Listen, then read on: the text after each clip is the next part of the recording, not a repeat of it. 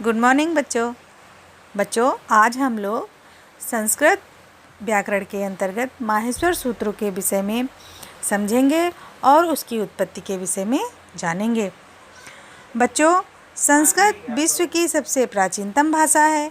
इसके सम्यक ज्ञान के लिए व्याकरण का ज्ञान परमावश्यक है। व्याकरण के जन्मदाता महर्षि पाणिनि को माना जाता है।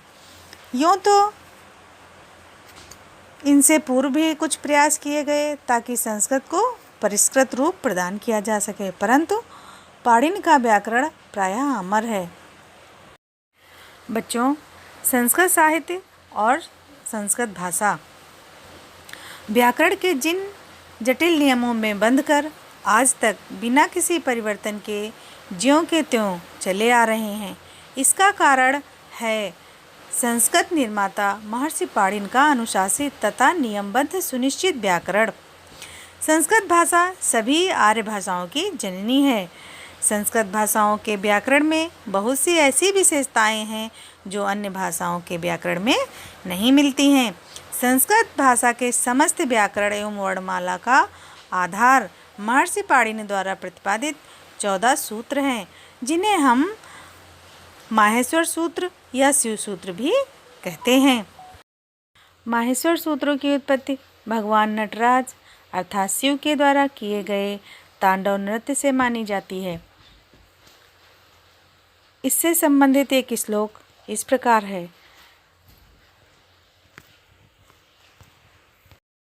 नृत्यावसाने नटराज राजो ननाद ढक्काम नौ पंचवारम उद्धर्तु कामः सनकादिसिद्धान् एतद्विमर्शे शिवसूत्र जालम। अर्थात नृत्य के अवसान पर नटराज ने सनकादि ऋषियों के सिद्ध और कामना का उद्धार के लिए 9 पंच बार डमरू बजाया। इस प्रकार 14 माहेश्वर सूत्रों का जाल अर्थात वर्णमाला प्रकट हुई। डमरू के 14 बार बजाने से 14 सूत्रों के रूप में ध्वनियाँ निकलीं। इन्हीं ध्वनियों से व्याकरण का उदय हुआ। इसलिए व्याकरण सूत्रों के आदि प्रवर्तक भगवान नटराज को माना जाता है। महर्षि पाणिनि ने इन सूत्रों को देवादिदेव शिव की आशीर्वाद से प्राप्त किया, जो कि पाणिनि के संस्कृत व्याकरण का आधार बना। बच्चों, ये माहेश्वर सूत्र इस प्रकार हैं। आयुड़, रिल रिक, एओंग, एओज, हयवरट, लड़, यंग मंगड़नम, झबैया, घड़ धस, जब गढ़ दस, खफ छठथ, चटतौ, कपय, सस सर, हल। बच्चों, ये 14 माहेश्वर सूत्र हैं।